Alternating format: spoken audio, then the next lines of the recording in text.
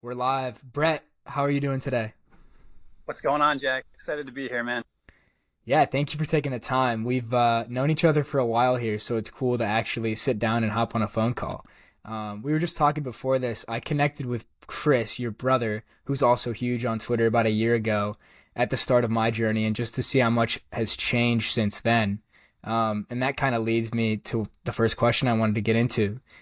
Can you give a little quick backstory on who you are, where you came from, and how you got to this point today where you're running what is it, a 50K a month fitness coaching business on Twitter?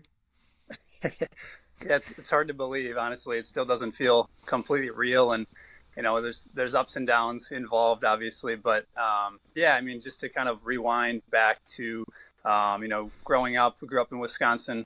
Played sports my whole life. Basketball was probably my top sport. Went on playing through college, and with the idea of sports and science, and those are kind of my interests growing up. So I fell into the idea of doing physical therapy. So pursued that. The school I went to in Wisconsin offered it. As I played basketball through there, it was kind of a nice opportunity to be able to, continue with that at a small school in Wisconsin. And then I ended up doing the grad school route, getting the physical therapy doctorate at another small school in Wisconsin.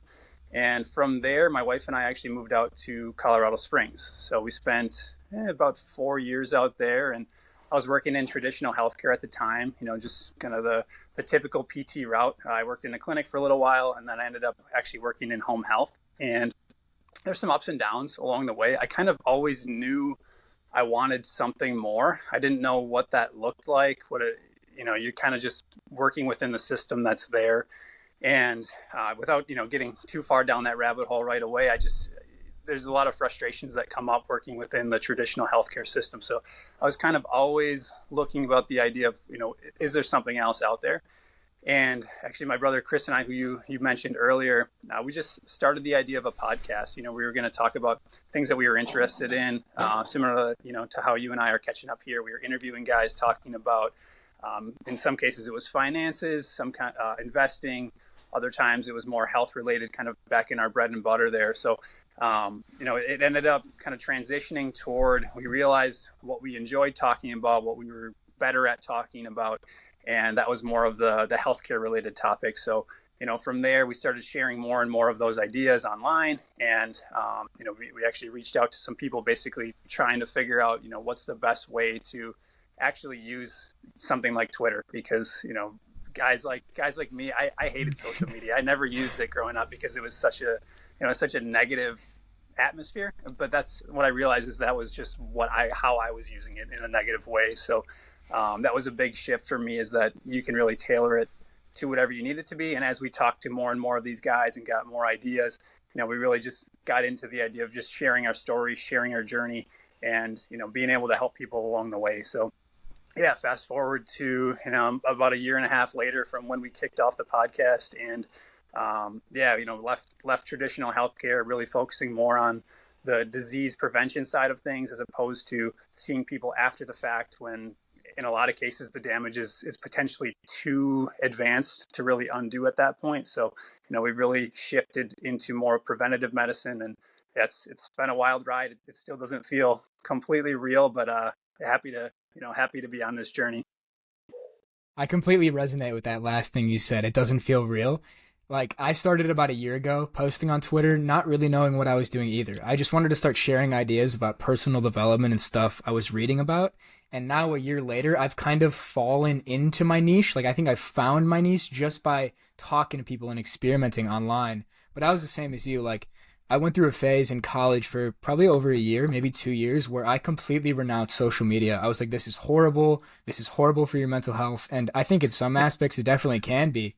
But when you shift from the consumer side to the creator side, and you realize, like, oh wait, we can actually help and impact, like, for you guys, I know you've helped over 100 men like lose anywhere over like 20 to 100 pounds, and the power of the internet to do that at scale is just incredible. So I'm curious, like, at the start of your journey on social media, did you go in with the intentions of, like, we want to be coaching dads specifically to help them lose weight, or did that kind of evolve naturally?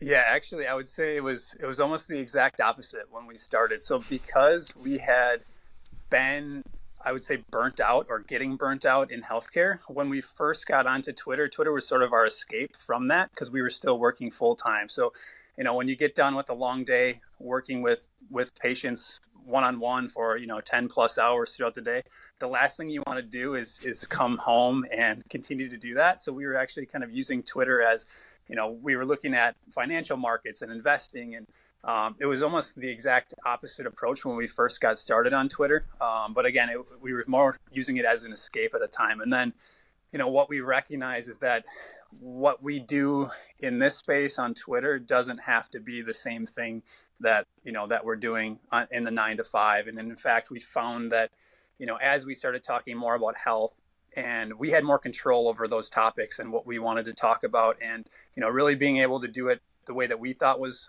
best for the client.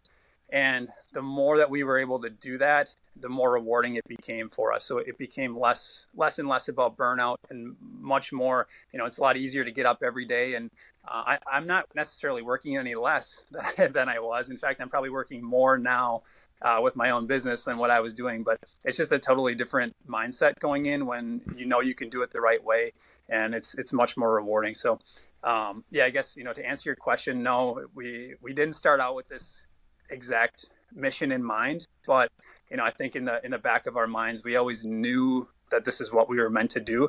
We just truthfully didn't necessarily believe in ourselves enough right from the start to really go and pursue it.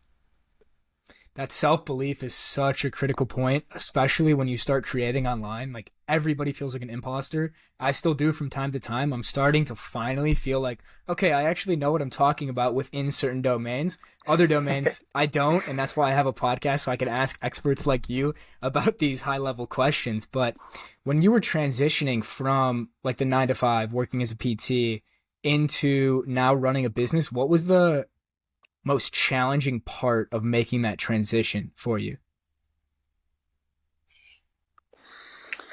Yeah, so it's a good question. I mean, I guess I would start by saying that it wasn't exactly like I went from one and just cut ties with it. My story is a little bit different than Chris, in the sense that really I was building it on the side for the most part. So it went from basically go to work, and either I'm writing threads late at night, putting them out first thing in the morning. Same idea, kind of getting home and trying to find that balance between family life and being able to make the progress that I was looking to make and make that transition in my life. So it was a slow process, kind of a slow burn for a while, where there was, I would say, about a year of that, where you're kind of just working on it as a side hustle, I guess I would call it at the time. Which, looking back, I kind of regret that part in some ways, because the more you tell yourself it's a side hustle, the less realistic it seems that you could actually quit your 9 to 5 and end up doing this full time. But at the same time, that's just that's where I was in life. We had just bought a home, and I wasn't about to just leave a nice job when I got student loans and things to be able to, that I have to pay. Got to make all those payments. Got a little girl at home, so to have to make all of those payments, I really just felt like I had to continue doing what I was doing, working that 9 to 5, and then building something on the side. And then it got to a point where my wife and I were moving back from Colorado to our home state of Wisconsin. So it was a nice transition point to be able to, rather than switching careers or switching jobs, I was simply able to just kind of step away and, let that job go, and just now turn the side hustle, I guess, into the full-time position. Yeah, it's great perspective from my perspective to hear how you were able to make this transition to doing this full time, even with a family and even if with young kids and student loans. Like, when I first made the jump about 6 months ago to do this stuff full time and like leave college, I was kind of in the mindset like everybody should just go and just do it. Like, you should just rip the band-aid off and do it. But I think I was blessed to figure it out early enough where I didn't have like a burden of a family and kids. Like, I can only imagine trying to manage all that. So even now, like, I'm very early in my entrepreneurial journey, I guess you could say, and I even find it sometimes a bit challenging to knock out all those different levers every day, like checking in with clients, doing client work, building my own stuff, building my own projects, content, networking, messages, etc. So I'm curious, how do you manage all that and raise a family and still have a wife that you have to go on dates with, I'm sure, and do things with? How do you manage it all? Yeah, again, a good question, and I don't pretend to have all the answers. I would say number one, it's still a work in progress. So I've been at it. I would say it's been about 4 or 5 months now of doing this full time, and like I said, I'm not necessarily working any less. Potentially working actually more. So I think it's really just about developing systems, developing a schedule for yourself. Works out really well for me. So basically, first thing I do when I wake up in the morning is I'm doing client work for probably the first couple of hours.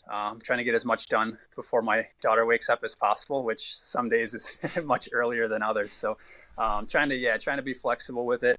But I mean, yeah, definitely the positives and the plus side of it is that I can kind of sprinkle in that family time throughout the day. It's so I guess you kind of have to be able to turn it on and off, which is something that again I'm still working on. Is the idea of you got to go from dad mode to work mode in seconds, rather than like having like a clear transition between being in the office and then being at home. So it's there's breaks in the action, I guess, where maybe I just step aside for 45 minutes during the day, put the phone away, put the computer away, and you're kind of in husband and dad mode. And I could definitely do a better job of continuing to make that a priority. But yeah, while we're in this, while we're in the building phase, it's easy to get caught up in the idea of grow and get it while you can type of mentality. But at the same time, recognizing what's really important and what you want to be, what I want this to look like long term. So Chris and I are continuing to try to put systems in place to build more and more of that family time into the picture. But at the same time, yeah, I mean, I would say we're really focused primarily on when we're talking business, we're more on the client results side of things, because if we can continue to get the results for the guys that we want to get and get them that result, it kind of takes care of itself on the business side. Basically the more results you have to show off, the more word of mouth referrals that you get.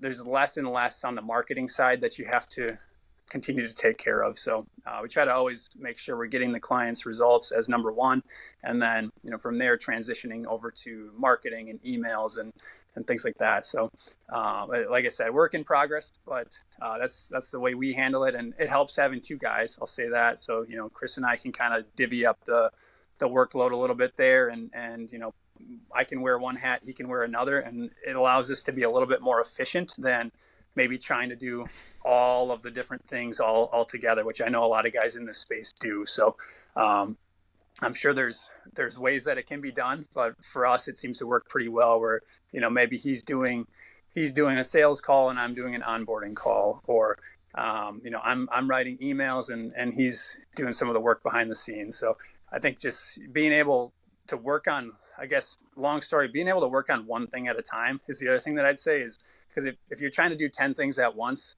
you're not getting anything done. So whatever it is that you're working on, try to make sure that's the only thing that you're working on. And then on the flip side of that, when I'm in dad mode, I'm trying to just be in dad and husband mode. But one day at a time, brother. Still working on it. Yeah, that's also a great perspective for me to hear, because I can only imagine someday when you have those family responsibilities, like you don't want to be half working and half with your kid, right? You want to be fully present in each moment, and you'll probably do both better. I want to get into the like client results side of it too, because I know your track record is phenomenal with getting guys results. But one last question in terms of like the personal life. So you told me before this call that you and Chris are around 5 or 6 years apart, and now you're running a business together. You're business partners. So what is that dynamic like? And like when you were kids growing up, I'm sure he was older. So did he pick on you? Like, how was your relationship growing up? Did you do a lot of things together? Yeah, so there's actually two brothers in between us as well. So Chris is the oldest and I'm Oh, the youngest. So there's four of us total. And I would say, I was young enough that I got left out of a lot of it in terms of like we do like wrestling and stuff like that. So I didn't take too much of the abuse because I was quite a bit younger and smaller. once in a while they would obviously, it's what brothers do. We would get into it a little bit, and I usually caught the short end of the stick, being much smaller and younger than the rest of them. But yeah, I always joke now that I'm the biggest and tallest one, so I kind of get my payback now. They don't mess around with me too much anymore. But yeah, yeah, I would say, the dynamic between us, yeah, obviously Chris and I are really close, and we're able to connect on a lot of things. And yeah, it is a different dynamic, needing to, you want to be able to continue to talk about personal things, and you want to be able to talk about the business. So trying to make that all fit, just like the idea of, trying to work on your business and trying to be dad and husband. We try to make sure we're still having more of those personal connections and those deeper conversations that we had prior to starting this. And really those conversations allowed us to start this business together, because we recognized that we wanted more out of life, and we really felt like we were capable of more. So we want to, yeah, it was still a balancing act. And we find ourselves, kind of catch ourselves once in a while, recognizing that, we've only talked about business on the phone for the last week together. So like, hey, how's everything going on the back end? And trying to make sure we're still diving into that aspect of things. But yeah, it's growing up, it was, honestly, I would say Chris and I, it's not like we weren't close. It was just, he was quite a bit older than me, and me being the youngest, he shared a room with my next oldest brother, Aaron. And then I shared a room with the third, Kevin. So, I would say we kind of were paired off in that regard a little bit more, because those two were about 10 months apart, and Kevin and I were like about 2 years apart. So, we kind of paired off in that way and spent more time with each other that way. But then, yeah, obviously, as you grow up, you recognize suddenly 5 years isn't nearly the difference that it was when I was 10 and he was 16 or something like that. So, yeah, it's been a fun dynamic to kind of come full circle with it. Yeah, it's really fascinating to me how you have this family dynamic baked into the core of the business. And from what I've seen on the timeline, it seems like you've created a real tribe and community with your coaching clients, as well as with you and Chris, of course. So I think you've helped over, what is it, 110 people lose anywhere from like 20 pounds. Is that right? 20 to 100 pounds? Yeah, we've had a guy lose about 105 pounds, as far as the top, and then yeah, quite a few in the 50 plus range, and most guys come in with a goal of around 20. So that's what we like to get guys to. But yeah, as far as the tribe and the community side of things, that's, I guess, something that Chris and I were big on, because when we got into the Twitter space, and we didn't necessarily have that around us right away. And basically being able to connect with, just like you and I are connecting right now, Jack, being able to, catch up with guys who have a similar idea, similar mindset, similar goals, was really helpful, because we recognize that, hey, if that guy did it, like, we can do it. And this guy's got this idea, he's in a similar spot as us, like, let's just try it and see how it goes. So that idea sharing and seeing somebody else win, seeing somebody else succeed at the same thing that you're trying to, on one end, you could look at it and get jealous and say, like, well, that's just not the right mindset to be in. If you're in kind of that mindset, more of that abundance framework where, if that guy can win, then I can win at this, because, there's nothing special about one person that I don't have type of mentality. It just kind of opens a lot of doors for you to be able to see what other people are doing well. And that's what we've tried to bring into our business, where, basically on the coaching side, it's personalized and it's one-on-one, but at the same time, they have access to each other on the calls and things. So not every guy takes advantage of it. And truthfully, not every guy wants to be in more of that group setting, but it's nice to at least have it available for the guys who do, so that they can share ideas. It might be like a cooking gadget. We had one guy, without getting into too much detail, we had one guy share like a fry cutter device that basically allows you to chop up potatoes into French fries in seconds, as opposed to like trying to chop them up yourself. So like little ideas like that go a long way. And, when guys can get back and forth and talk about their wins and talk about their struggles as well, it really helps to hear guys open up and recognize that, yeah, it's not progress every week. I wish it was, but we don't expect progress every week. And I think some guys come in with that expectation, and what they quickly realize is that it's kind of 3 weeks of greatness, 1 week of we're just trying to tread water and make, if we just don't lose any ground, we're going to be in a pretty good spot. So once they're able to kind of see how other people around them are doing, it really does create that tribe and that group mentality of being able to kind of work through all those things together. I really resonate with a couple things you said there, even from my own personal story. This isn't related to weight loss in particular, but I think it's applicable for anything you're trying to achieve or accomplish. Like when I first got into Twitter, the first thing I wanted to go off was the self-belief. Like when I had a couple hundred followers and I like even connected with Chris about a year ago and he had like I think somewhere from 30 to 50K. I just put him on such a pedestal. I was like, this guy must have everything figured out. And I think so many people fall into that trap of like, especially when you're getting into the social media game, like you look at a guy with 100,000 followers and you just idolize them and you put them on this pedestal. But I think, like you said, you have a choice. You can either be scarcity mindset, like, oh, he's way better than me, I'll never get there, or it's abundance, like, okay, wait, if this guy figured it out, why can't I? And that's been a big mental reframe I've had, especially over the past couple months. Just basically starting to connect with a lot of bigger players in the space, just realizing like they're human beings just like us. Like everybody's figuring it out as they go. So that self-belief has been absolutely huge. And then a community aspect that I've seen recently has been when I started off on Twitter, like I was basically going at it alone and I had no idea what I was doing. But then I formed a group chat with like 7 to 8 other guys who were also very, very ambitious into self-improvement. They were stopping partying, like all really younger guys, like 20 to 23 maybe. And now a year later, we're all like doing this stuff full time. But I look at other people who a year ago weren't in that community or tribe, and a lot of them have fallen off. So I can 100% attest to the importance of having people around you because I think maybe you or Chris tweeted it a long time ago. You said like any man in isolation can rationalize his own behaviors. And that hit really deep because it's easy to give up when it's only you and nobody else knows. But when you have people holding you accountable and holding you to that higher standard, it's such a game changer. So how do you navigate that within the community, like the self-belief aspect? Because I know that's something a lot of guys struggle with in terms of like weight loss or identity change. They need to overcome that first barrier of believing it's possible. So what are some things you guys do to like get them in that right mind frame that they can do it too?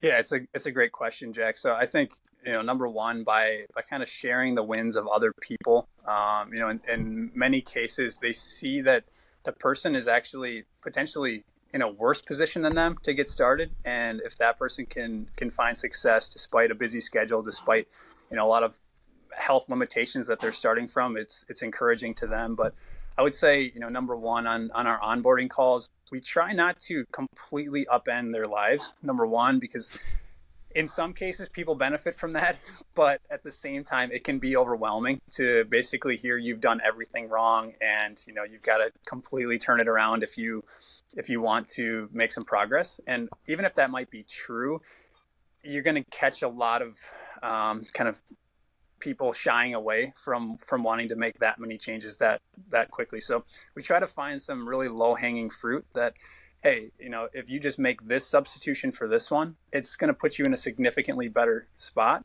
And if you do that for a week, you're probably going to already see some benefits on the scale. You're going to feel better, all those little things. So kind of letting one win snowball into another, and they start to recognize that like, hey, this isn't that hard and it's not that complicated. So I guess that's the other piece is we really try to, I would say one of the benefits of our program is that it's pretty simple. And some guys would tell you that, it's a really simple program to follow.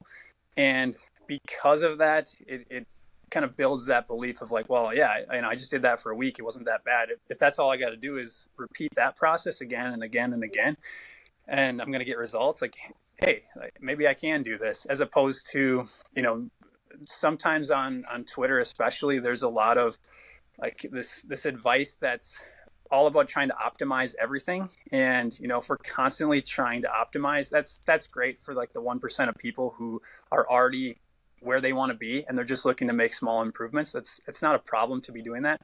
But I think it can be really overwhelming for some of the people who, if you're going out and eating fast food for almost every meal, if you're doing all these like obvious things that you need to adjust, suddenly the idea of, grounding or something like that is a little bit extreme, and it doesn't feel like it's not a very important lever for them to pull. So, it's there's nothing negative about grounding, but again, for somebody who has obvious, you need to stop drinking soda every day, or you need to at least get off of, get into it, like more of a diet soda. Like those are small substitutions that people need to make. That we need to start with those. So, we really try to find those small levers to pull so they can get some early results. And, then the more results they get, they're usually willing and able to make some additional changes along the way. And it's kind of a self-fulfilling prophecy then, where, again, the better they feel, the easier it is for them to make changes, as opposed to trying to make it all at once. I love the frame about just getting one small win and just building momentum. Like the power of momentum is, I think it's so underrated. Like if you make $1 online, like that can snowball into $100,000 business. If you get one follower, that means you can get 100,000 more followers, right? It's just getting that first win is huge. So you hit a little bit about on how your systems are simple. So I was wondering if you'd be willing to share some of those main principles or levers that guys could be pulling to take those first steps and get those first couple wins and snowball that weight loss into complete transformation. Yeah, absolutely. So I guess, number one, we talk about just the idea of a very simple and sustainable nutrition plan. So, with that, we talk about basically having breakfast on autopilot every day. So, in some cases, guys eat the exact same thing for breakfast every day. And on one hand, you might think like, that doesn't sound that exciting, but that's okay. We don't really want it to be exciting. We want results, and we want it to be simple and easy for guys. So as long as you enjoy what that meal is, there's nothing wrong with just showing up every day. No thoughts required. You just, you can cook that meal, or prep that meal, whatever it is. And we know exactly what the protein is, what the calories is, and you're kicking off your day. You don't need to track it. You don't need to count it, because it's the same thing every single day. And I think it saves people some stress and anxiety as well, because now they're not thinking about like, oh, I didn't have breakfast today, so should I have this or this for lunch? Or, I had this for breakfast, so now am I able to eat this for lunch? It's just standardizing things. And we leave the variety for dinner time, kind of just having some basic rules to follow there, as far as making sure we're getting enough protein in, and kind of keeping other portions under control. But, if we can get breakfast off to a really good start, it's already, that's basically 33% of all the meals that you're going to have for the week. It's already just on autopilot, and there's no thoughts required. So I guess that would be an example of, the simplicity behind things. And then, again, we talk about on the exercise side, you could get on these exotic exercise programs that are maybe trying to get you an extra 1 or 2%. But the reality is, when it comes to fitness and programming of exercise routines, there's not that much difference in many of the exercises that we select, as long as we're kind of checking basic boxes. So, we really get guys the ability. In most cases, we try to get them to be able to work out from home. Not every guy wants to do that, and that's okay. There's huge advantages to being able to go to a gym as well. But, if you can get an exercise in with just like a set of dumbbells and an adjustable bench from home, it takes, especially for the busy dads that we're working with, it takes a lot of the excuses away. Because suddenly, as long as you can find like a 30-minute window in your day, you're going to be able to get it done, as opposed to, well, I've got to drive, we got all this changing time, all this other stuff required, that really just, suddenly it's a 30-minute workout, but it takes you an hour and a half total when you have commute and prep, and you got to make sure, like, baby's taken care of before you head out the door, all those things. So if you can just like literally knock it out while maybe your kids are on the other side of the room, there's huge advantages to being able to do that. So, and then, yeah, I guess, finally, just the idea of having basic little goals to knock off every day. Like, hey, you're coming in walking 3,000 steps. Now we're walking 5,000 steps, something like that. So it helps keep them accountable to that system. But at the same time, we don't want them overwhelmed by what they're trying to do on a day-to-day basis. Gotcha. Yeah, I love those main couple pillars, and something that's been big for me too, and I'm not necessarily on a weight loss journey per se, but I am trying to cut like probably about 10 pounds over the next couple months, has been putting that breakfast and lunch on autopilot. And actually, for me, I'm curious to hear your take on this too. I've stopped doing breakfast and I'm going intermittent fasting from like noon to 7 or 8 at night. So I'm fasting in the morning. I'm just basically drinking coffee and water. And at noon, I'm going to have like a pound of ground beef or ground turkey, maybe a little bit of carbs like a sweet potato and then spinach. And then dinner, like you said, it's a little bit more up in the air, but those same principles apply. Like try to get 80-ish grams of protein and avoid snacking in between, and same type of thing, some type of complex carb and then some type of vegetable. But do you have guys that take the intermittent fasting approach, or do you recommend breakfast for most of them? Yeah, we kind of unpack all of that during our initial onboarding call with them, and the answer is it depends. Some guys have gotten used to not eating breakfast, and we keep it that way just because their schedule is too chaotic in the morning and they don't necessarily feel that hungry. We have other guys who've already been not eating breakfast, but we just look at their schedule and say, hey, if you're working out first thing in the morning, we don't want you waiting until 12 o'clock for your first meal. We don't necessarily want there to be a 4 or 5 hour gap between a workout and hitting that first meal. So, yeah, I mean, it really does depend. I would say most guys tend to eat 3 meals a day, but other guys are eating two just from preferences. So we try to build it based on their schedule, based on their preferences and what they like. But at the same time, I think there's advantages and disadvantages to both. So just, real quick, if you can eat 3 meals a day, basically you're getting an extra opportunity for building muscle at that time by getting that meal in earlier, kind of another window of protein synthesis. The downside is if your goals are more weight loss related, every time you eat is an opportunity to overeat. So, now if we're eating 3 times and we have an extra 100 calories at each meal, it's an extra 300 calories. If you're only eating twice, there's less wiggle room there, or you have more wiggle room with only 2 meals a day as opposed to three. So, advantages and disadvantages to both. And I don't think one is necessarily better than the other. It just kind of depends on what guys' goals are, what their habits look like, and really what their lifestyle and schedule looks like. And when you say put breakfast on autopilot, obviously that doesn't mean like a bowl of Lucky Charms or like Cinnamon Toast Crunch, right? And I kind of wanted to dive into this idea of like breakfast being the most important meal of the day and like the marketing behind that by Big Food, and like the standard American breakfast being mostly refined carbs and processed sugars. So what is going on there? Like, how did we get to that point? And then what do you recommend guys eat instead of the bagels, instead of the croissants, instead of the Lucky Charms? Yes, I mean, you mentioned the idea of breakfast being the first or the most important meal of the day. So the guy who first quoted that was I don't you probably know this already, but it was the founder of Kellogg's cereal. So Mm. just the idea there, it is a little ironic that of course, he wanted everyone to be eating breakfast, eating Frosted Flakes for breakfast every day because that's what they're selling. So it's a great marketing scheme, and it obviously worked out well for them. But at the same time, I think that breakfast could still be the most important meal of the day. I think however you look at it, the first meal that you eat is the most important meal of the day, whether that's going to be breakfast or in your case where maybe you're waiting till 12 o'clock, because it really does lay the foundation for getting off to a good start. And we talk to some of our clients about the idea of riding that blood sugar roller coaster all day. So in a lot of cases, yeah, let's say you're eating a big bowl of cereal or some croissants or something to kick off your day.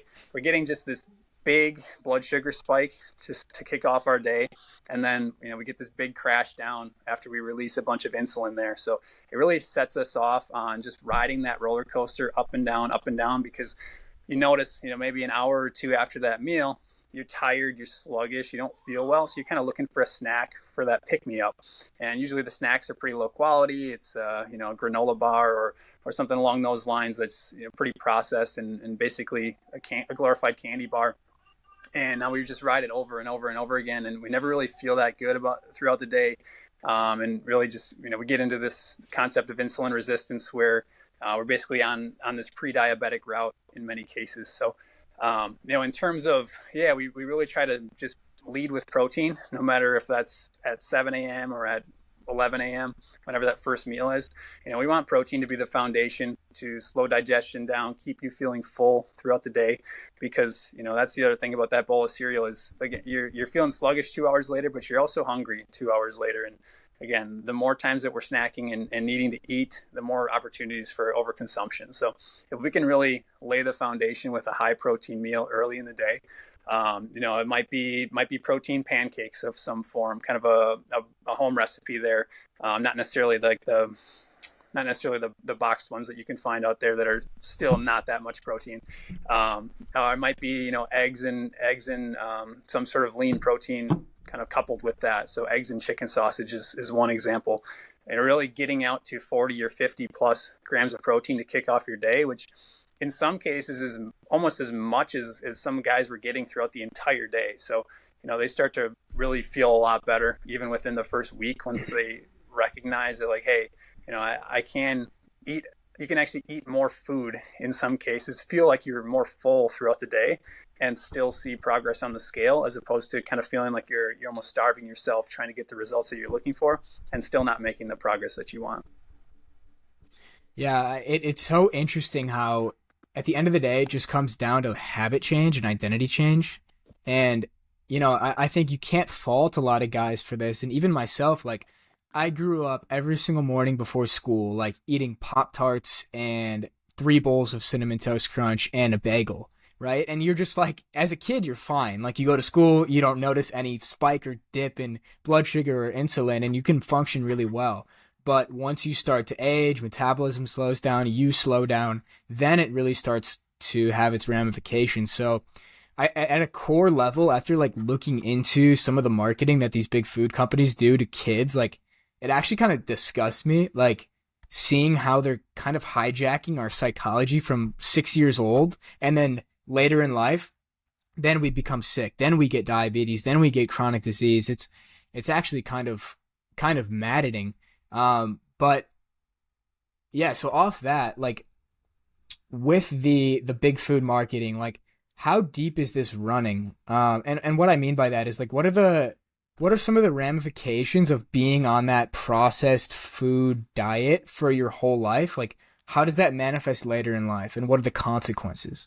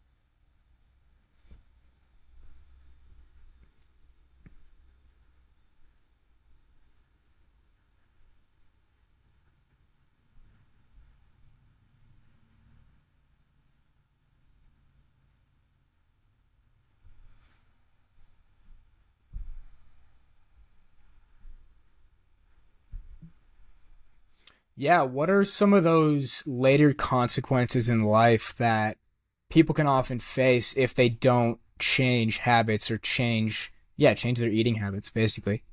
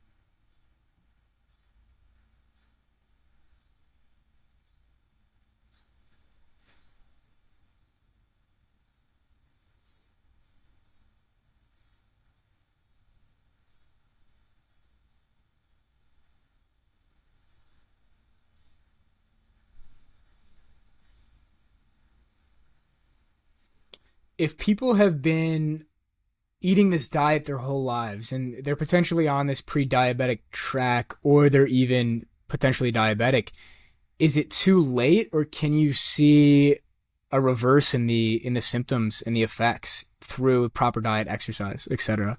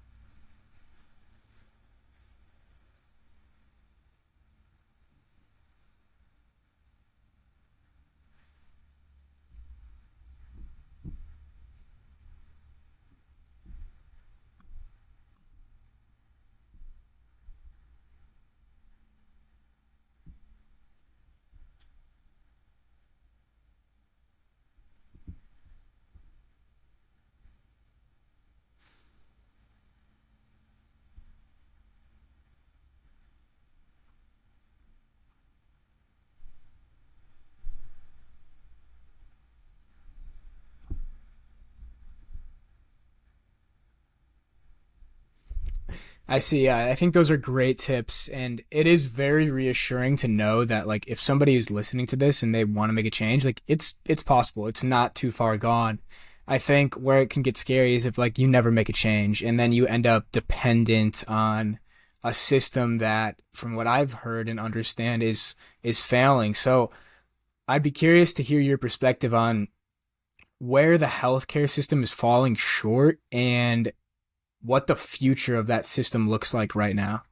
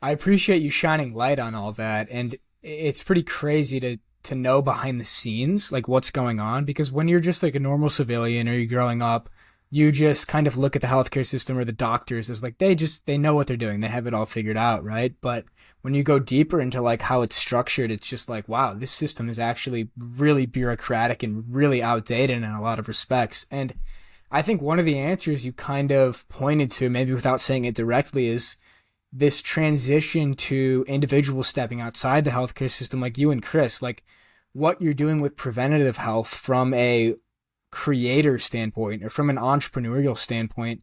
It's so interesting to me because, of course, you're incentivized by profits as well. Like, it's a capitalist society. Like, you want to make money and run your own business.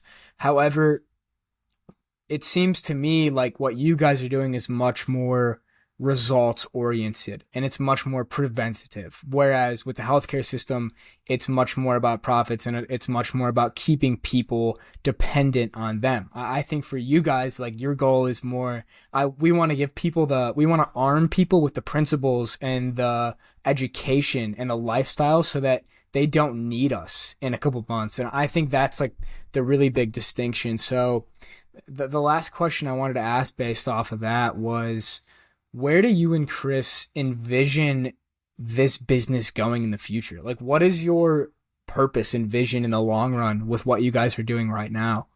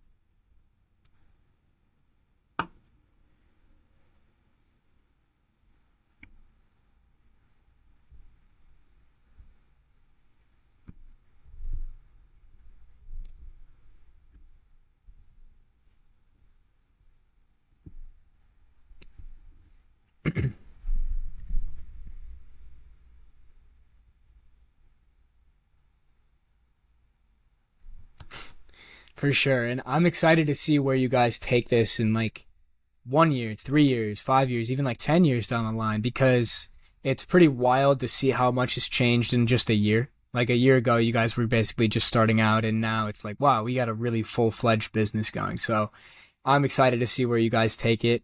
And the last thing I wanted you to hit on is, where can people find you at? Twitter, program, email, where can they find you?